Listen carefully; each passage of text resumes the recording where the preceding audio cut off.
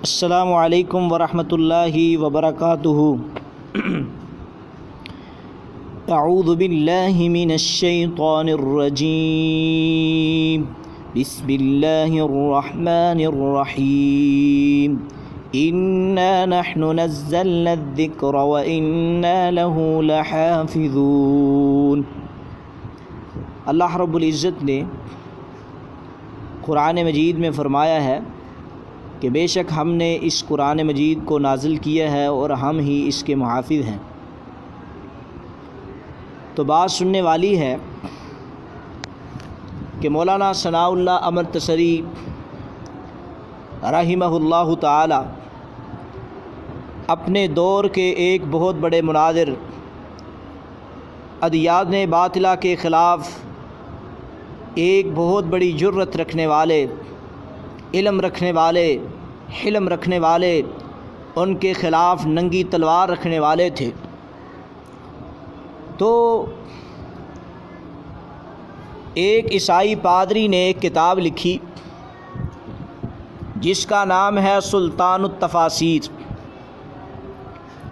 ایک عیسائی پادری نے ایک کتاب لکھی کہ جس کا نام ہے سلطان التفاسیر، اور اس نے اس کتاب کے لکھنے میں قرآن مجید کی تفسیر بھی کرنے کی کوشش کی، اور اس کے ساتھ ساتھ اس نے جو اس کا مقصد ہے، آپ کو پتہ ہے ایک عیسائی پادری قرآن مجید کی تفسیر کی کیا حالت کرے گا۔ ہمارے مسلمان بعض گروہ جب وہ قرآن مجید کی تفسیر کرتے ہیں تو اس وقت قرآن مجید کی تفسیر بالمعثور نہیں ہوتی، اتنی الٹ تفسیر کرتے ہیں جیسے تفسیر صوفیہ ہے کہ اور تفسیر علمی ہے کہ آدمی پریشان ہو جاتا ہے۔ تو جب عیسائی پادری تفسیر کرے گا تو کیا حالت کر دے گا تفسیر کی۔ تو عیسائی پادری نے ایک تفسیر لکھی ہے کہ جس کا نام ہے سلطان التفاسیر، اور اس تفسیر میں اس نے قرآن مجید پر مختلف قسم کے اعتراض کیے ہیں۔ اس کا سب سے پہلا اعتراض قرآن مجید پر وہ یہ ہے، پادری صاحب نے سورۃ فاتحہ کے شان نزول کے متعلق اختلاف لکھ کر نتیجہ نکالا ہے۔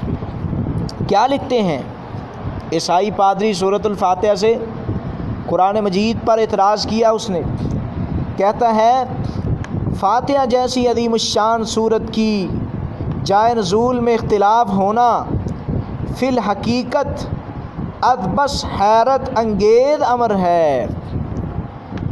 عیسائی پادری کہتا ہے کہ فاتحہ جیسی عظیم الشان سورت کی جائے نزول میں اختلاف ہونا فی الحقیقت بس حیرت انگیز امر ہے، الخصوص جب ہم یہ دیکھتے ہیں کہ مؤرخین قرآن کریم کی اس ایک نہایت معمولی اور چھوٹی سے چھوٹی آیت کی جائے نزول پر نہ صرف انگلی رکھ کر بتلاتے ہیں بلکہ مفسرین اس کے دن یا رات میں نازل ہونے کے متعلق بھی بتاتے ہیں۔ عیسائی پادری کا اعتراض کیا کہتا ہے کہ ہر صورت کا کوئی نہ کوئی جائے نزول، شان نزول ہوتا ہے، بلکہ یہاں تک بیان کیا جاتا ہے کہ یہ قرآن مجید کی آیت کب نازل ہوئی، کیوں نازل ہوئی۔ چلو اتنا مان گئے، مانا کہ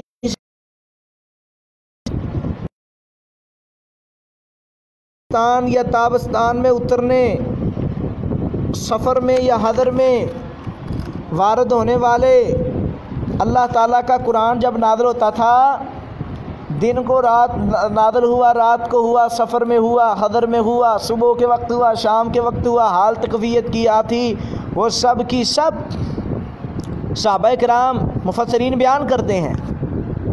آگے دیکھیے یہ کرتا کیا ہے، کہتا ہے جب سورۃ فاتحہ کے ساتھ جو ام القرآن ہے، قرآن مجید کی اس کو ماں کہا جاتا ہے اور قرآن العظیم کہلاتی ہے، اور ایسی بے اعتنائی کا سلوک جائز رکھنا کہ اس کی جائے نزول لکھنے تک کا کوئی محرک فکر مند نہ ہوا۔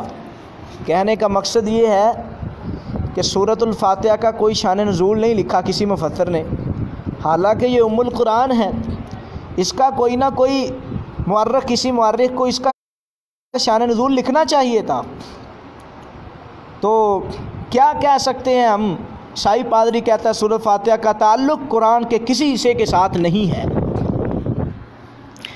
عیسائی پادری نے اعتراض یہ کیا کہ سورۃ الفاتحہ کا شان نزول نہیں لکھا گیا، حالانکہ چھوٹی چھوٹی آیتوں کے بارے میں بھی اور صورتوں کے بارے میں شان نزول کیا صبح و شام جب نازل ہوئی یہ سب کچھ مفسرین لکھتے ہیں، اس کے متعلق کوئی شان نزول نہیں لکھا گیا، تو ثابت ہوا کہ سورۃ الفاتحہ کا نعوذ باللہ من ذالک قرآن کے ساتھ کوئی تعلق نہیں ہے۔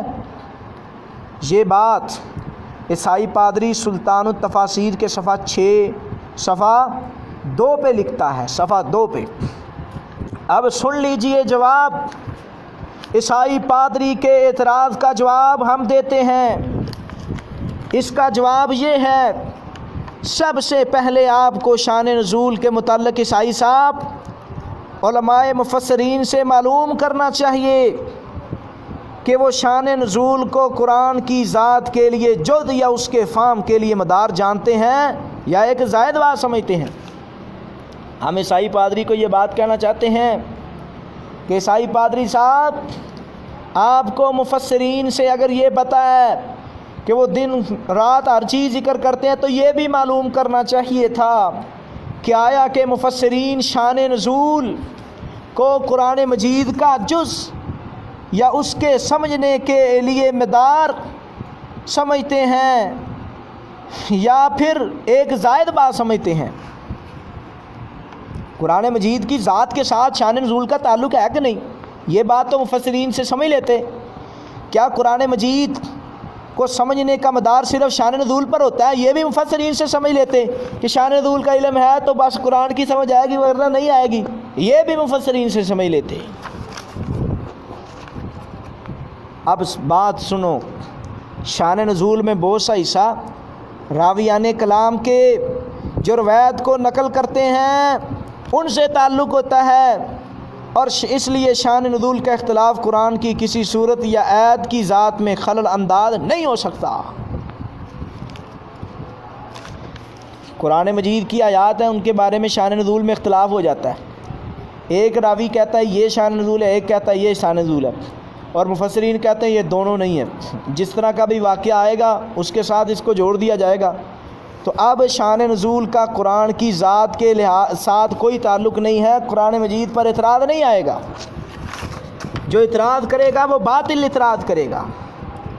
اور اس کے بارے میں اگر تفصیل سے پڑھنا چاہتے ہو تو فوز الکبیر شاہ ولی اللہ محدث دہلوی صاحب کی ان کی کتاب صفحہ نمبر 31 کا مطالعہ کریں کہ شان نزول قرآن کی کسی صورت یا آیت کی ذات میں خلل انداز نہیں ہو سکتا ہے یا نہیں ہو سکتا؟ نہیں ہوتا، نہیں ہو سکتا۔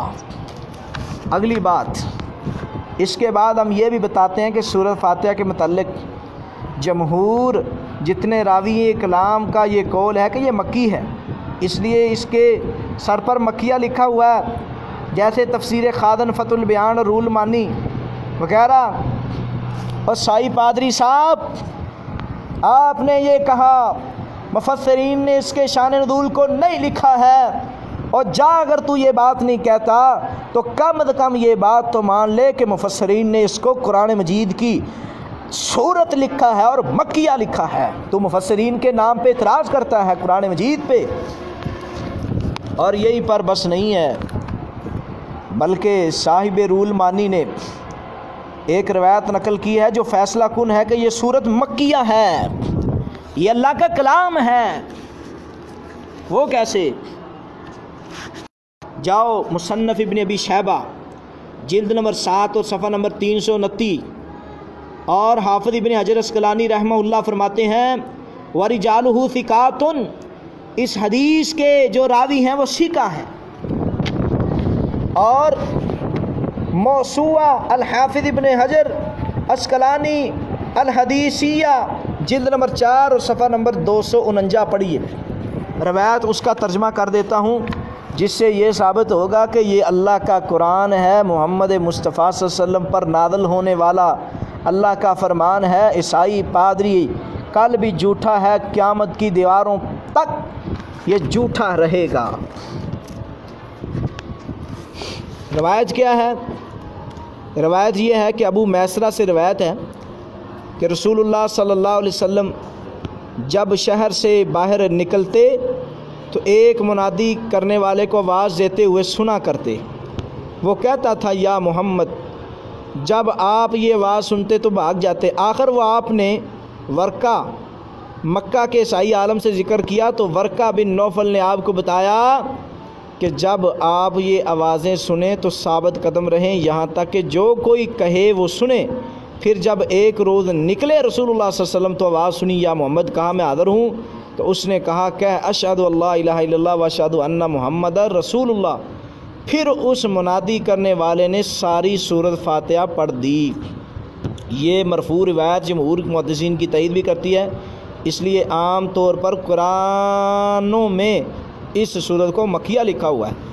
اور عیسائی پادری، تو نے مفسرین کا اشارہ لیا کہ کسی مفسر نے اس کے بارے میں یہ نہیں لکھا کہ کب نازل ہوئی ہے، شان نزول نہیں، اور تجھے پتہ نہیں ہے مفسرین نے اس کو مکی لکھا ہے، اور یہاں تک حدیث میں آ گیا ہے اور مفسرین نے یہ بیان کر دیا ہے کہ یہ آیت کب کس موقع پہ نازل ہوئی، تجھے پتہ ہی نہیں ہے۔ اور جب نبی علیہ السلام پر قرآن نازل ہوا تھا ابھی ورقہ زندہ تھا، مکہ میں نازل ہوئی ہے، ابھی تک تجھے نہیں سمجھ آئی۔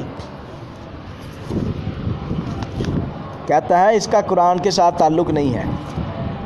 اب میں عیسائیوں کو چیلنج کرنا چاہتا ہوں، کلیجہ تھام کر بیٹھو کہ بس اب میری باری ہے۔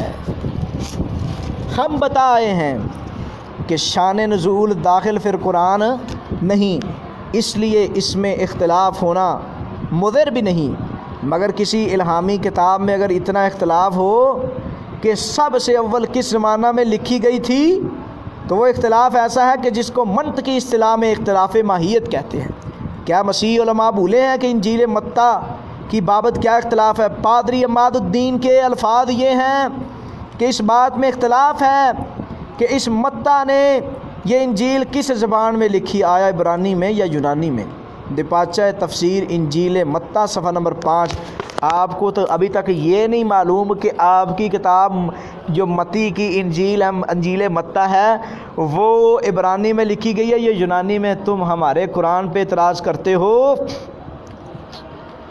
باقی جتنی کتابیں ہیں ہمارا ان پر ایمان ہے، لیکن ان کی تحریف ہونے پر بھی